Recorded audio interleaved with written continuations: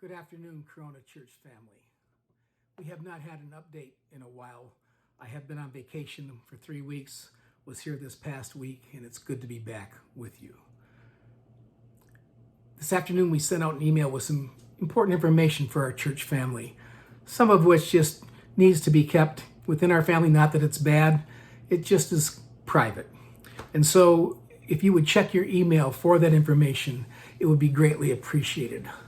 Also, we would encourage you, if you know of someone who does not receive email, would you give them a call and let them know what those announcements are all about and share with them some news from our church family. I know they enjoy just hearing from someone anyway. During this time, we are wondering, how do we stay connected as a church? Last night, our church board talked about that for some time. And I would encourage you, could you please make 1 or 2 phone calls, FaceTime, however you can communicate with another member of our church family each week. Find out how they're doing, see if there's any way we could help them. Especially, it would be nice if we could do that for those seniors who are homebound or in a facility where they cannot get out. Also, we would remind you that La Sierra Academy and our schools in our state, in our city, have opened up. This is a difficult time for teachers and students. It's difficult to do distance learning. And at La Sierra Academy, there's been some unique finance challenges for the faculty, because some faculty were let go due to finances. Other faculty have had to step in and start preparing and teaching courses they haven't taught in the past. So please keep La Sierra Academy, its administration, the faculty, students and parents, and yes, the school's finances in your prayers. It would be greatly appreciated. Last night in our church board meeting, we talked about the fact that we have a over $22,000 deficit. But there is some good news to report. We have received a $10,000 donation this week to help with our church budget. I know many of you have been very faithful. Some of you are feeling, maybe I wish I could do more, but with lessened hours, perhaps even out of work, that is impossible at this time. But we just pray God's blessing on each one of us and ask Him to guide us as we move forward to continue our ministry of the Corona Seventh-day Adventist Church to each other and to our church community. Which reminds me, we do have an outreach committee. It is chaired by Charles Rodan and his fiancée, Heidi Hernandez.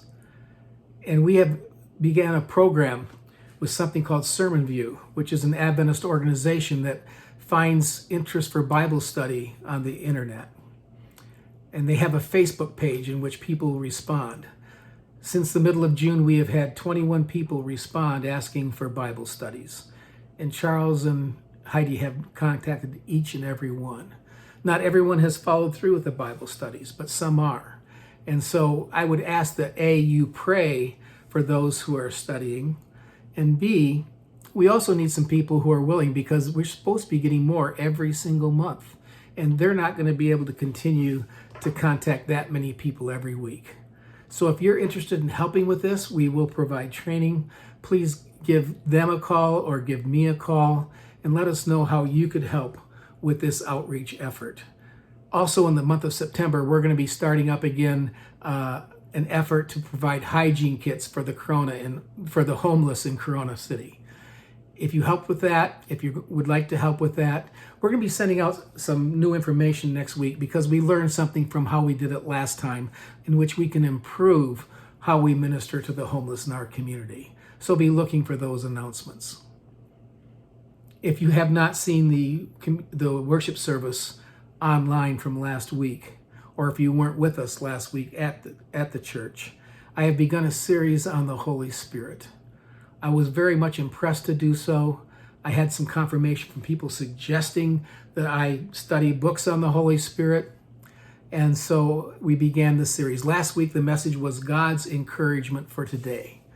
And there was a quote I used in that sermon, and if you heard it, fine, but it's worth repeating. It's from Ellen White in the book Acts of Apostles, page 50. She says, "Wherever the Holy Spirit is a matter little thought of, there is seen spiritual drought, spiritual darkness, spiritual declension, and death. And if you were to look at that from the opposite view, from a positive perspective, it might read something like this. As often as we think about the Holy Spirit, there is seen spiritual abundance, spiritual light, spiritual growth, and abundant life.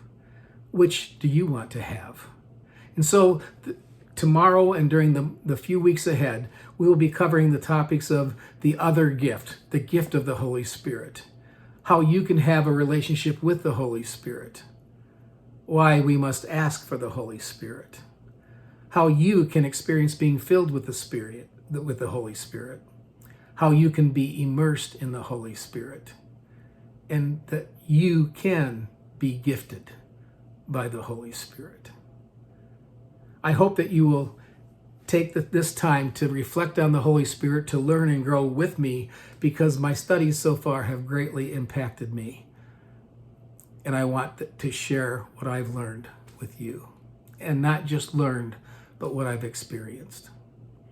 This afternoon at 4 o'clock, there will be an elders Zoom meeting in which we will talk about some of the very things that I've shared with you on this video. And I would encourage the elders to join me and join Steve Zurich, our head elder, and the other elders at this time. I'm going to change how we've been doing our prayer time on Wednesday nights from being a Zoom meeting, encouraging people to come and join me at the church. We will keep social distancing. We will be in the breezeway of the church, so we will be outside. But it's 7 o'clock every Wednesday night, and it'll be a little bit different format. I'm going to ask people to share what they have been experiencing of the Holy Spirit, how God has been working in their lives, as well as looking at some Bible passages, sharing favorite Bible texts, and yes, praying together for the Spirit to enter into our personal lives and into our church family in ways we have never seen before. So with those things in mind, happy Sabbath in a few hours. May God bless and keep each one of you, and want you to know we are praying for you, and we hope and pray we can worship together soon in our church. May God bless you.